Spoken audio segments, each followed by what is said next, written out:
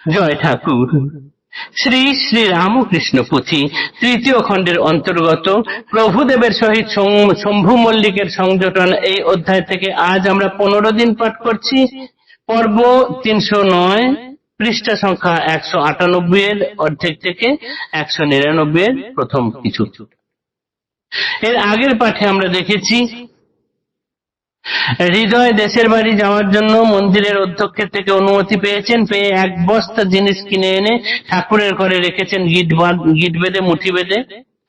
আর ঠাকুরের মনে হঠাৎ কিরকম একটা ভাবের পরিবর্তন হয়েছে। তিনি গঙ্গা পারে গিয়ে সন্ধ্যের বেলায় সূর্যাস্তকালে অনেকক্ষণ গঙ্গার দিকে তাকিয়ে রইলেন। তারপর হঠাৎ করে সোজা কি মনে হলো, মায়ের কাছে চলে এলেন, নহবতে মা যেখানে থাকেন তাকে প্রণাম করলেন, তার পাশে বসলেন। তারপর সেই যে কথাবার্তা শুরু করলেন মায়ের ছেলে মিলে, যেন কত কথা, যেন কথা আর শেষ হতে চায় না। সন্ধ্যা থেকে রাত্রি 11টা পর্যন্ত বেজে গেল। তারপরে মাকে আবার শুইয়ে তার পায়ে মাথা ঠেকিয়ে প্রণাম করে তারপর তিনি ঘরে এলেন। কেননা একটা কিছুর পূর্বাভাস তিনি বুঝতে পারছেন, তাই মায়ের সঙ্গে কথাবার্তাগুলো তিনি সেরে নিচ্ছেন। এরপর গভীর রাতে তিনি এলেন, হৃদয়কে বলেছেন যে তোরা খাবারের আগের অংশ রেখে দিয়ে বাকিটা খেয়ে শুয়ে পড়। এসেছেন। তারপরে কি দেখছি আমরা, সেই রাতের ঘটনাটা আজকে পাঠ করব। এখানে শয্যায় আছে ভাগিনা হৃদয়ে, এপাশ ওপাশ করে ঘুম নাহি হয়। যত উঠছে উঠে রাতি তত উচাটন, কে যেন শয্যায় তারে করিছে পীড়ন। অস্থির পরাণ কয়ে প্রভু পরমেশে, ও গো মামা আর না যাওয়া হলো দেশে। দড়ি দিয়া বাঁধিয়াছি গাঁঠেরই যেমন, কে যেন তেমতি মোরে করিছে বন্ধন।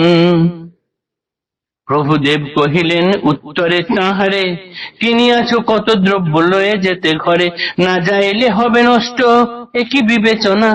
তাহার উপরে বাজিয়াছে মোকদ্দমা, হৃদয় পুনশ্চ কয়ে আমি নাহি যাব।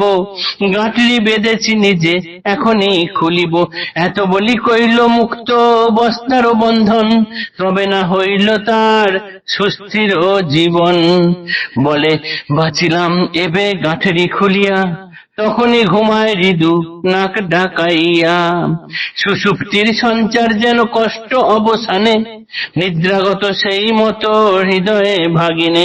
আরে মন যেই মন, মন বলি যারে, অলক্ষেতে করে বাস জীবের শরীরে। ধরিবারে গেলে পরে নাহি যায় ধরা, কে জানে কিরূপ তার কেমন চেহারা। কুসুমের মধ্যে যেন সৌরভের বাস, কর্মগুণ দেখি দেহে তাহার প্রকাশ। কর্মগুণে দেখি দেহে তাহার প্রকাশ। সূক্ষ্ম হতে অতি সূক্ষ্ম সুসূক্ষ্ম গঠন, অশরীরী নাহি মিলে চক্ষে দর্শন। শক্তিময় হেন শক্তি আর কার আছে, জগৎ ব্রহ্মাণ্ড যার ইশারায় নাচে। বেদিয়ায় ডুরিবদ্ধ বানরের প্রায়, বিচিত্র কর্ম কিবা কব তুলনায়। এ হেন মনের মধ্যে বল চলে যার, তিনি সর্বশক্তিমান শ্রী প্রভু আমার। তাহার ইচ্ছায় মন শক্তি তাঁর লইয়া, জীবেরে করায় কর্ম নাকে দড়ি দিয়া। কি কব প্রভুর লীলা শপথে কি আছে, যত্নে হৃদু বেঁধে বস্তা পরে খুলে বাঁচে। যোগ নিদ্রা শ্রী প্রভুর রাত্রি যতক্ষণ, শয্যায় নিদ্রায় হৃদু ঘোর অচেতন।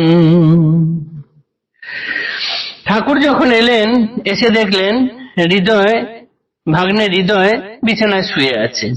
ঠাকুরও খাবার খেয়ে শুলেন। কিন্তু রাত যত বাড়ে হৃদয়ের শরীরে ততই যেন হাঁসফাঁস বাড়ছে, যেন তার দম বন্ধ হয়ে আসছে, নিঃশ্বাস নিতে কষ্ট হচ্ছে।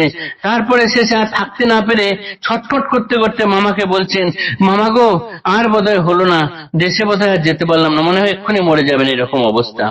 বলছে আর আমার দেশে যাওয়া হবে না, আমি আর দেশে যাব না। দিয়ে বলছেন কেন রে, কি হলো? দেশে যাবি বলে এক বস্তা জিনিস কিনেছিস, এখন যদি দেশে না যাস সেগুলো তো নষ্ট হয়ে যাবে। এটা আবার কি ধরনের কথা যে দেশে যাব না? বলছে না, আমার শরীর খুব আনচান করছে, নিঃশ্বাস নিতে পারছে না, যেন দম বন্ধ হয়ে আসছে। বলে সে তাড়াতাড়ি কি করলো না, বস্তার গাঁটরির বন্ধনটা খুলে ফেললো। যেই না বস্তার বন্ধনটা খুলে ফেলা হচ্ছে, তখনই যেন সে নিঃশ্বাস নিতে পারছে ভালো করে। এই এক অদ্ভুত বন্ধন। শরীরের ভিতরে অতি সূক্ষ্ম মন, সেই মনকে যখন দেখা যায় না, সূক্ষ্ম থেকে সূক্ষ্ম অবস্থা, তারও সেই মনকে যিনি দড়ির মতো করে নাচান। বাঁদর যে নাচে, মানে বেদেদের হাতে যখন বাঁদর নাচে, আমরা দেখি বাঁদর নাচে, কিন্তু বেদের কি করা থাকে না, বাঁদরের গলা থেকে একটা দড়ি নিয়ে বেদের হাতে ধরা থাকে, সে যেমন টানে বাঁদর তেমন নাচে। আমরা সেটা বুঝতে পারি না, ভাবি বোধহয় বাঁদরের নিচে নাচে। বাঁদর নিচে নাচে না, বাঁদরকে বেদেরা নাচায়। ঠিক সেই রকম আমাদের এই অতি সূক্ষ্ম মন, সেই সূক্ষ্ম মনকেও আরো সূক্ষ্ম এক সুতো দিয়ে যিনি বেঁধে রেখেছেন, তিনি আমাদের সর্বময় প্রভু, সর্বময় কর্তা। সেই ঠাকুর হৃদয়ের মনকে এরকম করে নাচাচ্ছেন। তিনি গাঁটরি বেঁধেছেন, কিন্তু হৃদয়ের যেন গলার শ্বাস বন্ধ হয়ে যাচ্ছে। তিনি সেই গাঁটরি খুলেছেন, তবে যেন নিঃশ্বাস নিতে পারছে। এরপরে হৃদয় যেন নিঃশ্বাস নিচ্ছে ঠিক মতো, যখন বস্তার বন্ধন খুলেছে, তখন যেন তার ঘুম এলো। তাকে যে অন্যরকম ভাবে অলক্ষ্যে তাকে যে করানো হচ্ছে, সে আর বুঝতে পারছে না সেটা। এই বস্তার বাঁধন খোলার পরে সে নাক ডেকে ঘুমাতে থাকলো। ঠাকুর যতক্ষণ যোগনিদ্রা গেলেন, ততক্ষণ হৃদয় নাক ডেকে ঘুমাতে থাকলো। এরপরে আমরা আরেকটি আশ্চর্য কথা দেখব, সেটি আগামীকাল। জয় ঠাকুর, নমস্কার।